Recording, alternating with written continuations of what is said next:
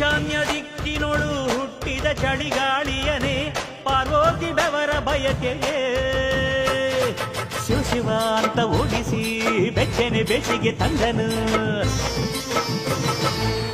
ಮಹಾಶಿವರಾತ್ರಿಯಲ್ಲಿ ಜೋಡು ಕಂಸಾಳೆಯಲ್ಲಿ ಆರು ನಾಟ್ಯ ಶಾಸ್ತ್ರಗಳ ಕಟ್ಟಿ ಒಂದೇ ಗಜ್ಜೆಯಲ್ಲಿ ಉಸಿರುಗಟ್ಟಿ ಆಡುವಂತೆ ಮಾಡುತ್ತಾನೆ ಆಡುತ್ತಾನೆ. ಮದನ ಕಾಮರಾಜನಂತೆ ಕಾಣುತ್ತಾನೆ ಕರೆಯುತ್ತಾನೆ. ಚಿಟ್ಟಗಣ್ಣು ಚದರದಂತೆ ಕಾಡುತ್ತಾನೆ ನೋಡುತ್ತಾನೆ.